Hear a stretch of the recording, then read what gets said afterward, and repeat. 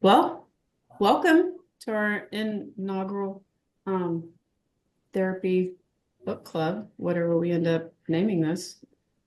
We're doing The Anxious Generation by Jonathan Haidt. Great read. All right, ladies. I'm Dawn Patrice Youngs. I'm an LPCS here at Youngs Counseling. Who wants to go next? I'm Ariana Siddams. I'm an LPCA here at Young's Counseling, and Dom Teresa is my supervisor. I've been here going on 3 years, 2.5 years. Mhm. I'm Brianna Timmons. I also go by Yana. I'm a ex-LPC intern, soon to be LPCA. And I've only been here like 8 months. I'm Cece Stewart, and I am a graduate intern at Young's Counseling, supervised by Dawn Patrice Youngs, and I've been here for a month. Awesome. All right. So we kind of got this idea of everybody is, I shouldn't say everybody, absolutes, but I'm asked a lot of the times, what am I reading? And or by clients, by interns, by associates, by colleagues. And so we thought we would document what we're reading and share it with everybody else. And y'all can leave your feedback and comments in it. All right. So most of us have finished. One of us is almost done, so we should have some good dialogue. So book club questions. What is something in the anxious generation that just hit you hard and made you go, "Oh, I see this all the time"? I'll start, I guess. I really liked when it talked about like the phone-based childhood versus like the play-based childhood. I feel like that's something I talk about now, like just in my current day life, how I grew up with not as much technology or just the start of Instagram and the start of how big Facebook got. And then it wasn't such a big deal. I grew up playing outside and walking to my friend's house on my bikes and knocking on their doors. So I think like seeing that, it's kind of like, oh yeah, like now everyone's just throwing screens at like their kids and telling them to get out of my face. And if they're crying, here's putting them in front of a screen. And I think like as obvious as it is, it's like it's almost weird reading about that stuff because it's like, wow, it was such a big shift and so quickly, like how technology got introduced to like our kids' lives. Um, I grew up with like a leapfrog, and that was like the most technology I had. That's how I learned how to read or sound out words. Those were So legit. oh yeah, those are it. And so it's like crazy because like to go from, oh, here, use this pen to learn how to read and tell this story to this thing reading to me completely not even knowing how to like sound out these words, but this can read to me and then I'm not really learning anything is wild. So I really like that part. Yeah. Okay. So reference, Dr. Haidt talks about this all starting with the advent of the smartphone, right? Placing no blame on the maker who brought it to us first, which was 2013 that this entered our world, right? So where were each of you in 2013? What grade were you at? What was going on for you? And how much of a part did it play for you? I'll go for this one because I was graduating high school. Okay. And I just now thought about this. Didn't even think about this while reading, but like I was feeling like when I graduated, my best friends or close friends at the time were no longer like hanging out with me. And I was seeing like pictures posted online that they were doing stuff together and it didn't ever include me. And so I was feeling left out and I wasn't understanding why. And I The tried advent of FOMO. yeah, yeah. And I was trying to understand like what did I do? What was wrong with me? Why weren't y'all hanging out with me? Kind of thing.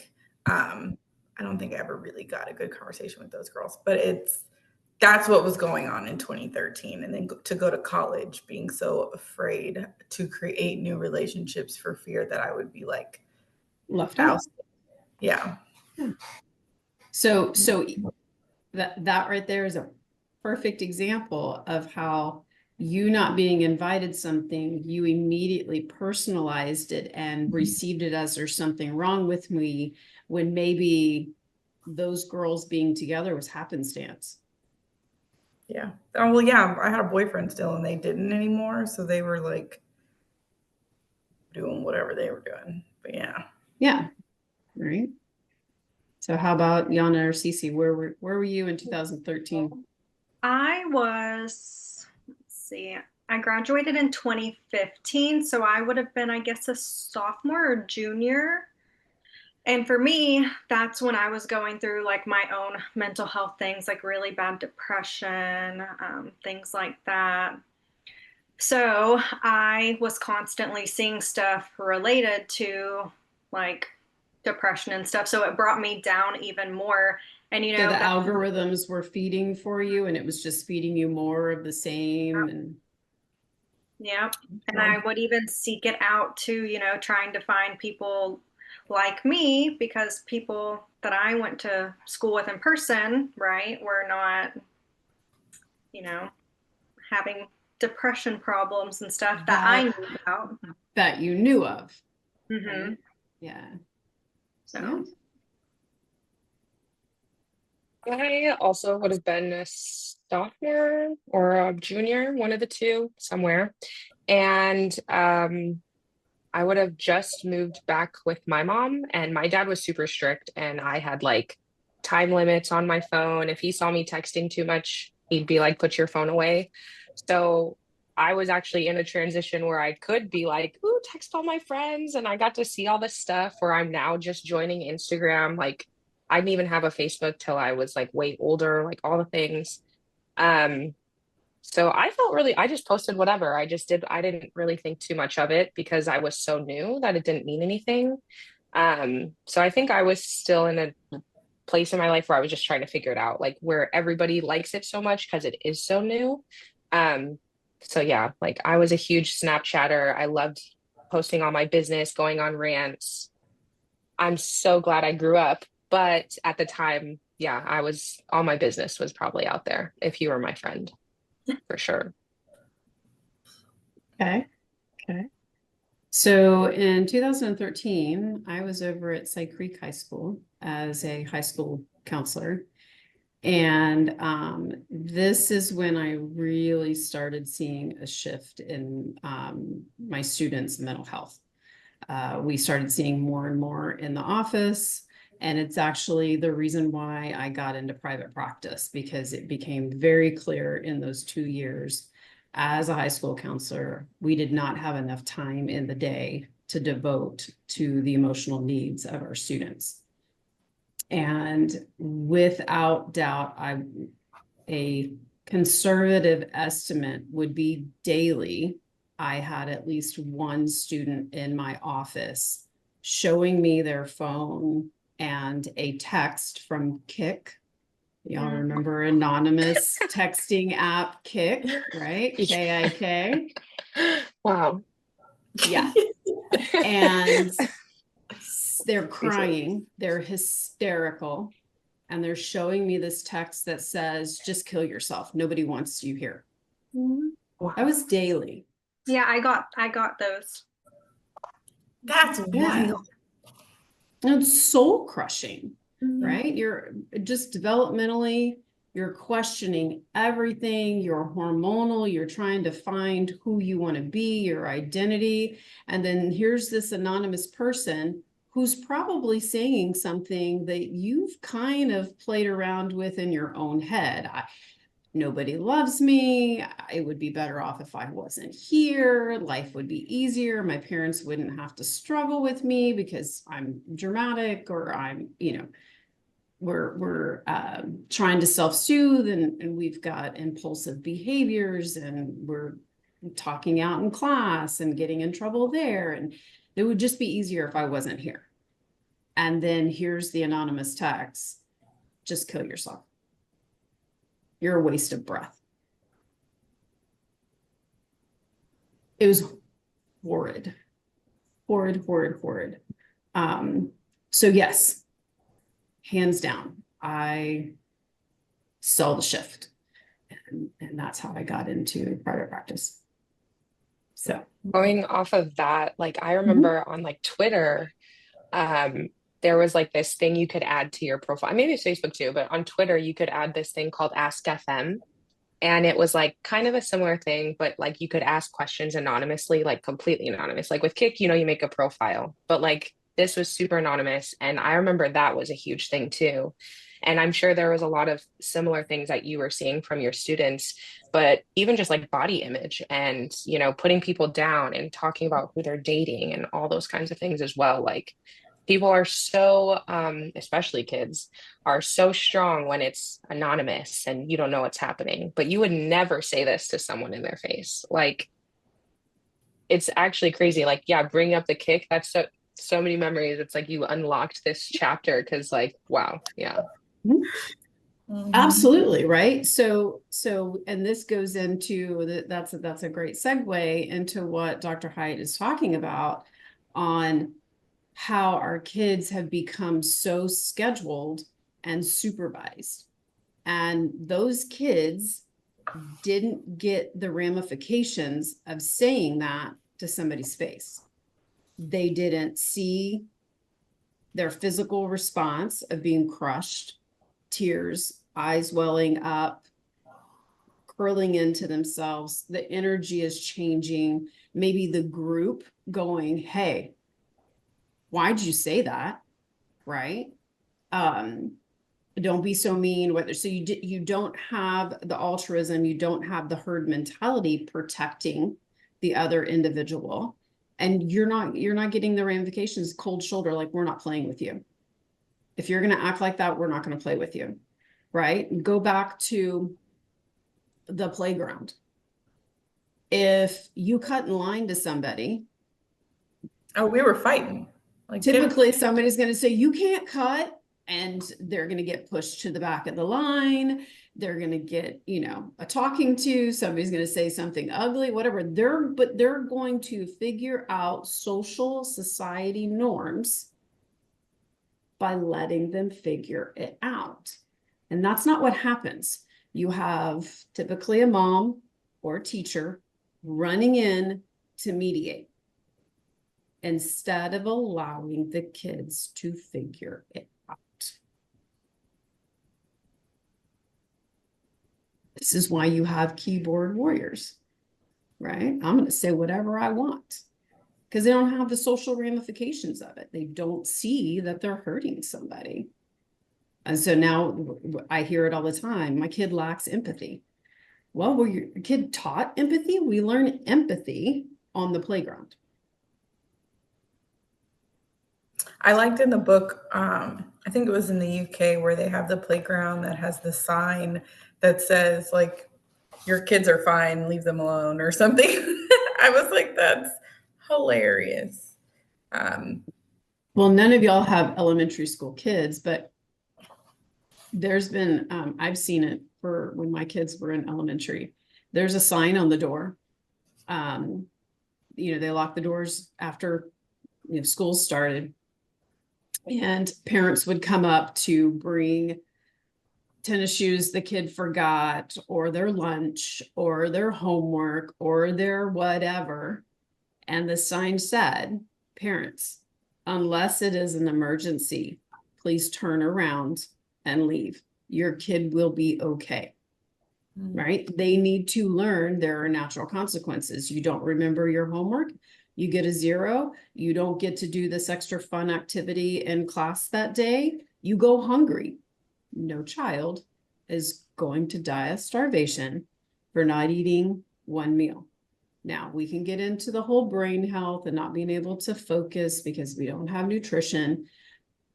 But in my day, this was before allergies, so I don't want anybody commenting on that.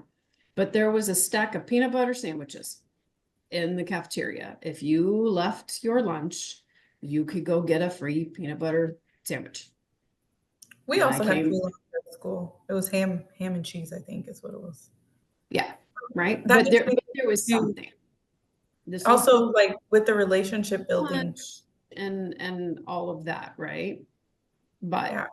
there was something, your child is not going to starve for missing one meal, but does it make them uncomfortable having to ask for the, you know, the special sandwich for the kids who forgot?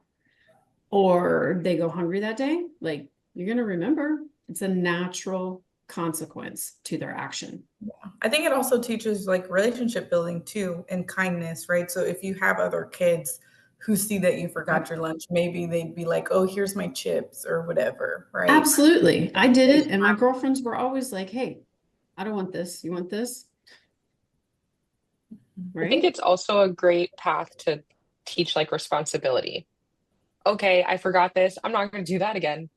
Oh, I got a 0 and now I'm getting in trouble at home. Okay, well, now I'm going to do this again. And I think that's something like if we look at a lot of the upbringing of kids now, like, yeah, they lack because the parent is stepping in and reminding them, and the parent's doing this. And so there's no sense of like, this is my responsibility and this is what I have to do. It's other people's responsibility to basically tell me and hold me accountable. So I think like we miss those aspects because of that as well. 100%. And this is what, because I've been doing this for 25 years as a counselor, 30 years and 5 years before that in education. And this is what we would see when they would go off to college, and they would just flip out because they've never had responsibility. They haven't done their laundry. They haven't had to make a meal. They've had, we've told them what to do since they were 3. This is, you go to this class, you go to the next one, you do this assignment, you turn it in, you go to, soccer practice, cheer, band, whatever. This is what you do, and then they go off to college and we're like, hey, you got this. No, they don't got this. They don't. Yeah, whenever I moved out of my dad's house when I was like 19 or 20. And I'm gonna say I was spoiled, right? He did my laundry until the time I moved out. So whenever I moved out, I was like, I didn't really know how to clean because those are things that I wasn't taught. So Sure. I got frustrated. So my baby, who's almost 21, went off to college 2 years ago, and he played sports. And so during his recruiting time, we went and saw all these different universities, and without fail, the coaches were talking about, and you're going to have to learn to do your own laundry. And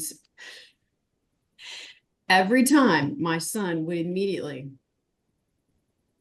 I got laundry, coach. I got laundry. Because I've been making my kids do laundry since they were like 8. We had front loaders. I didn't have to worry about them falling in it. It's your job every Sunday. If you don't do laundry, you're going to smell this week. You don't want to be the smelly kid. Nobody wants to hang with the smelly kid. And he was my athlete. And so hands down, he was smelly if he didn't wash all of his athletic gear. Right. But it was frustrating because I'm made to look like the jerk because I made my kid have some adult responsibilities so that when he went off, he could stand on his own 2 feet. Mm-hmm.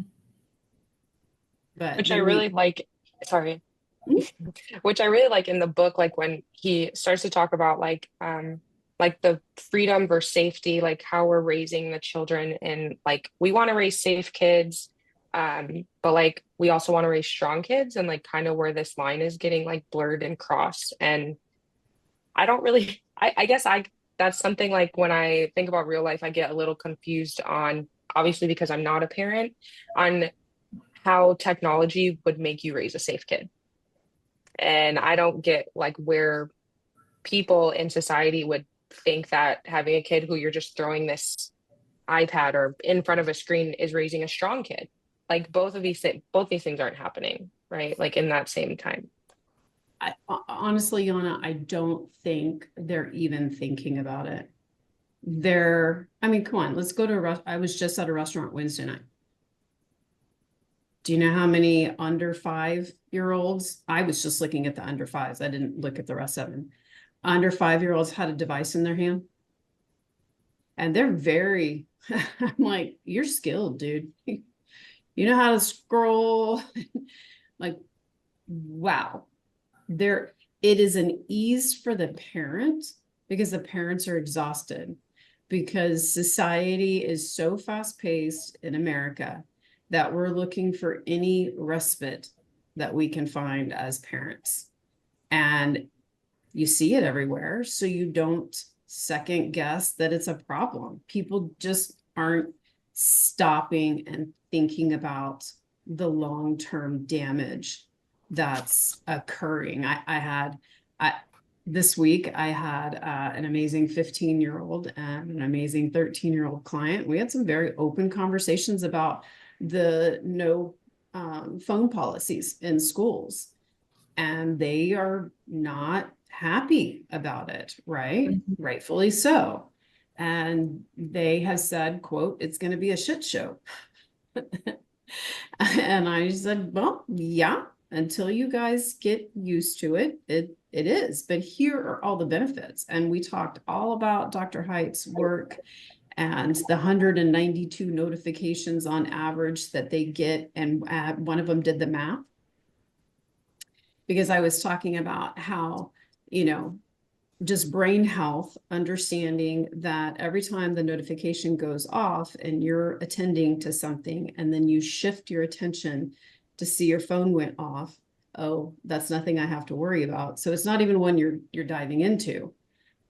I don't need to worry about that. I shift back. That's minimum a whole 3-minute cycle for your brain to pick back up where it left off, but prior to the notification. 3 minutes times 192 notifications in a day.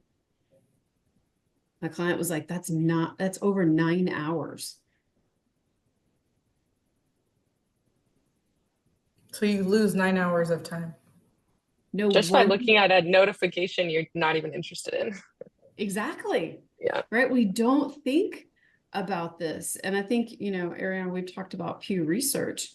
But Pew Research did a big study a couple of years ago and found out that corporations were losing 60%, something like 60% in productivity with the advent of smartphones. So companies are paying more to hire you and getting less.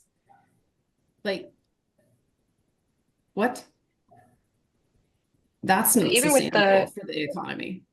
with the new phone laws, like I don't know, it's almost crazy in my head to think that that has to be like a law. I remember in high school, in middle school, like if a teacher saw our phone, oh, it's theirs. You're not getting it back. Your parent has to come pick it up. They're not playing. So I always think of like what happened between like those. I mean, I guess maybe it was like parents complaining. I don't know, but what happened between like that and then like now where kids can just openly freely have their phone? I could not even walk in a hallway like to my next class being on my phone. Like it Well, just wasn't acceptable. Headphones too. Mhm. Yeah. Well, I'll tell you what happened because I was there. It got to be so exhausting and they took up so much time taking phones and kids being addicted to their phones. So they are literally like a meth head. When you take the phone away from you take the meth away from the addict, they are melting down. They are fighting. They're literally throwing punches with administrators and teachers. Like it was a safety thing. And like I said, they were looking at it as this is an overall like lots of time lost from education to manage this. So instead, let's embrace this. And then they started, integrating phones into the system, into the classroom where the teachers could do polling, live polling, and, all of that kind of stuff.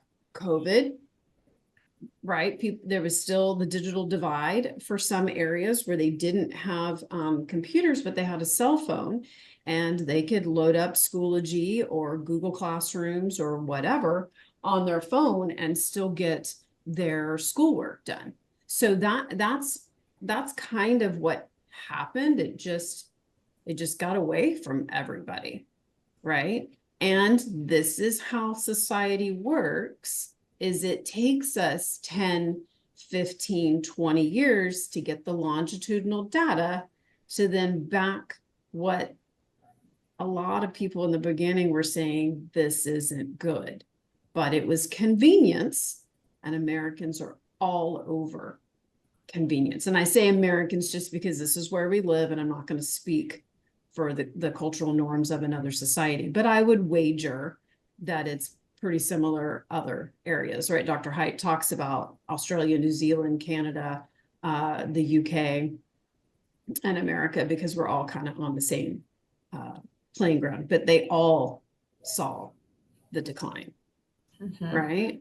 And so when you have a decline in engagement in school, you've got this mass, fear of kids, of fear of missing out, being targeted, the bullying, all of that kind of stuff. Now we start to see the mental health just skyrocket, right? One thing that, like you said, like the long-term effects, right, that I found like super interesting in the book was the failure to launch thing when it came to boys, and how they'll develop like extreme and lifelong withdrawal from the world.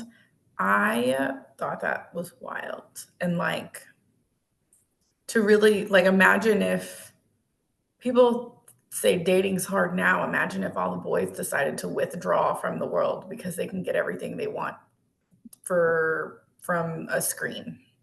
Do you know that that's actually happening? The research is there, right? That kind of age group, your age group, y'all are on the bubble of it, the front bubble of it.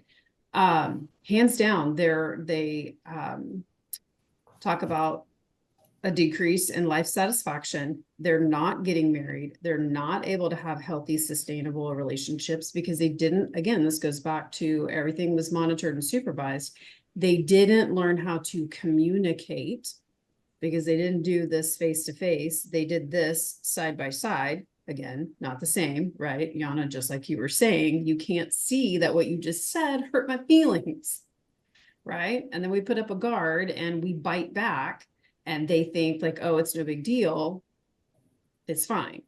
So yes, we're seeing an increase in divorces in that age range as well, because they're disengaged.